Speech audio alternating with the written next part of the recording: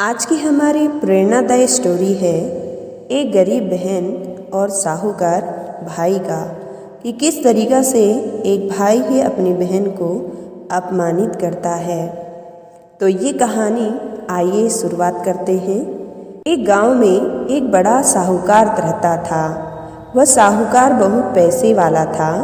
आसपास के कई गांवों में उसका बड़ा नाम था, लेकिन वह एक दिन घमंडी आदमी था। उसे अपने पैसों का, अपने रुतबे का और अपने नाम मान का बड़ा ही घमंड था।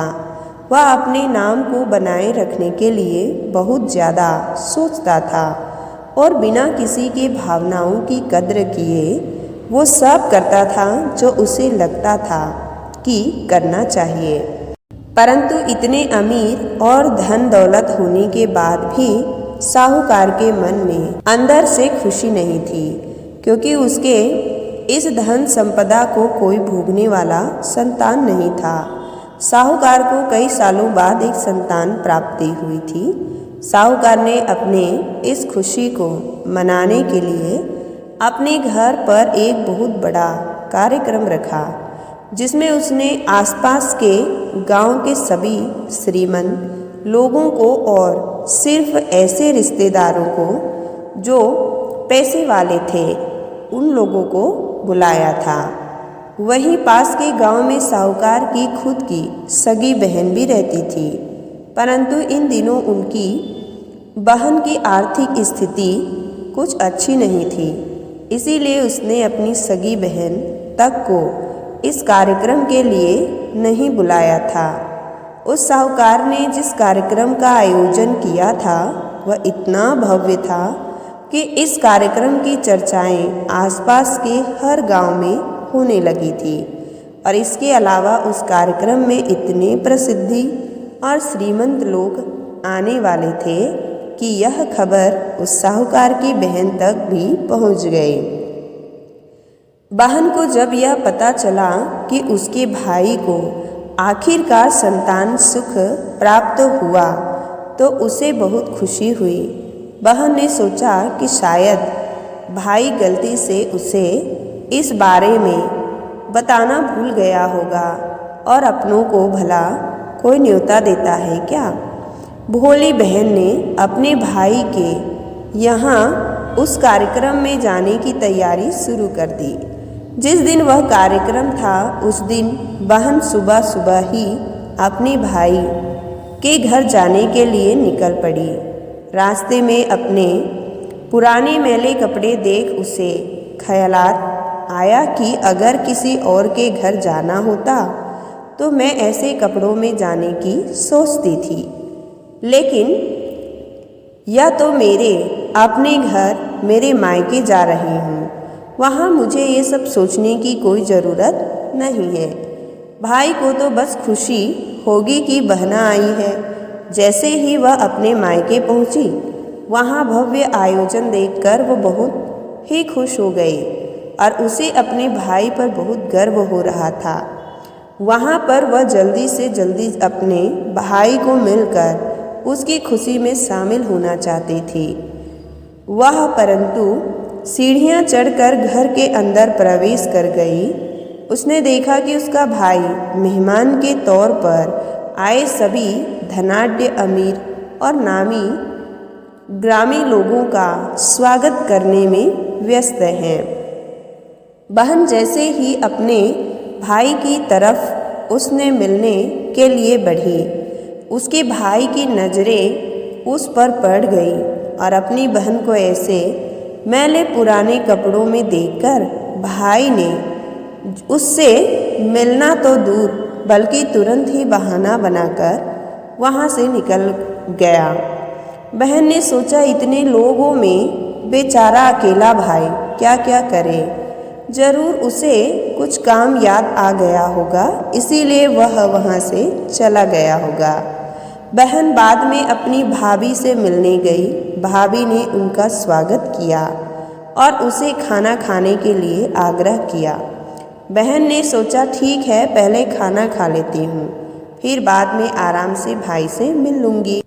बहन खाना खाने के लिए पंगत में बैठी। साहूकार भाई ने देखा कि अपने सभी धनवान मेहमानों के बीच उसकी गरीब बहन बैठी हुई है। सभी कीमती पोशाक पहने लोगों के बीच उसकी बहन जो पुराने मैले कपड़े पहनकर बैठी थी, यह साहूकार से देखा नहीं गया। उसने अपनी बहन को अपने पास बुलाया, भला बुरा सुनाया और वहाँ से जाने के लिए बोला। बहन ने अपने सपने में भी नहीं सोचा था कि उसके साथ कभी ऐसा व्यवहार भी हो सकता है, और वह भी उसके खुद के मायके में। अपना अपमान होने के बाद बहन तुरंत अपने घर ससुराल जाने के लिए चल पड़ी। बहन इस बात को पचा ही नहीं पा रही थी कि उसके अपने भाई ने उसके साथ इतना बुरा व्यवहार किया। उसकी आंखों में आंसू नहीं थम रही थी। रास्ते में उसे अपनी पुरानी दोस्त मिली। उस दोस्त ने उसे रोने का कारण पूछा। हालांकि बहन दोस्त को कुछ भी नहीं बताना चाहती थी, लेकिन दोस्त के बार बार पूछने पर उसने उसके साथ हुए सारी घटना उसे बता दी। उसकी दोस्त एक समझदार महिला थी और काफ़ी प्रैक्टिकल सोचने वाली थी। उसने कहा, अगर तुम मेरी बात मानो तो एक दिन तुम्हारा भाई खुद तुम्हें अपने यहाँ बुलाएगा और तुमसे माफ़ी मांगेगा। बहन ने उसे कहा कि मैं तुम्हारी हर बात मानूंगी, बताओ मुझे क्या करना होगा। दोस्त ने कहा कि तुम इस अपमान को, इस दुख को एक दिशा दे दो और कोई गृह उद्योग शुरू कर दो। उसमें इतनी मेहनत करो कि उस काम में तुमसे अच्छा कोई भी ना हो। बहन को अपने दोस्त की बात सही लगी। उसने घर पहुंचकर अपने आंसू पोंछकर उसी दिन से एक गृह उद्योग शुरू किया। उसने दिन रात मेहनत की, अपने साथ कई और गांव की महिलाओं को जोड़ा और देखते ही देखते उसका गृह उद्योग चल पड़ा। कुछ ही सालों में आसपास के 50 गांव में उसका नाम और रुतबा काफ़ी बढ़ गया और अब वह पैसों के मामले में अपने भाई से भी ज़्यादा बड़ी बन गई। भाई को भी जब यह पता चला कि उसकी बहन इतनी श्रीमंत हो गई है, तो उसने सोचा कि एक बार उससे मिलकर आया जाए। वह जब अपने बहन को उसके घर मिलने पहुंचा, तो बहन ने उसका किसी राजा महाराजा की तरह स्वागत किया, उसके पसंद का खाना खिलाया। बहन का ऐसा व्यवहार देखकर भाई को अपनी पिछली गलती का एहसास हुआ। इसीलिए उसने अपनी बहन को अपने घर होने वाली पूजा के लिए आमंत्रित किया। कुछ ही दिनों बाद बहन अपने भाई के यहाँ उस पूजा के लिए पहुँच गई। जैसे ही बहन अपने भाई के घर पहुँची, उसका भाई उसके स्वागत के लिए दरवाजे में ही खड़ा था। बहन हम अपने महंगी गाड़ी में आई थी। उसने बहुत कीमती साड़ी और उससे भी ज़्यादा कीमती गहने पहन रखे थे।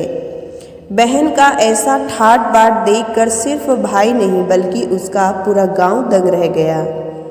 भाई दौड़कर आया और बहन की गाड़ी का दरवाज़ा खोला, उसे बाहर आने के लिए कहा और बड़े प्यार से उसे पूजा का प्रसाद ग्रहण करने के लिए बुलाया। बहन को इस बार 12 पकवान परोसे गए थे। चांदी की थाली में उसे खाना दिया गया था व साथ में एक सोने की चम्मच भी रखी गई थी। उसके बैठने के लिए बेशकीमती पाट रखा गया था। बहन को यह सब देखकर उसके वह पुराने दिन याद आ गए जब भाई ने उसे बिना खाना खिलाए ही भला बुरा कहकर वापस लौटा दिया था।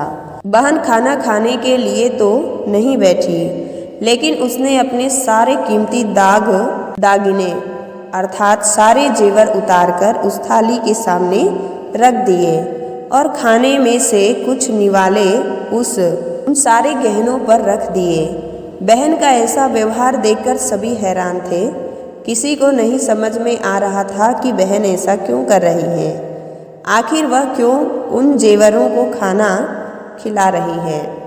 जब सभी ने उससे पूछा कि वह क्यों ऐसा कर रही है, तब बहन ने सबके सामने बताया कि आज जो उसका इतना मान सम्मान हो रहा है वह दरअसल उसका नहीं, उसके इन्हीं कीमती गहनों और कपड़ों का हो रहा है, क्योंकि मैं तो अभी भी वही पुरानी साहूकार की बहन हूँ।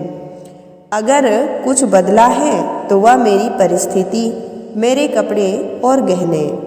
भाई ने अपनी गलती का एहसास होने पर इस बार अपनी बहन के पैर पकड़कर माफ़ी मांगी।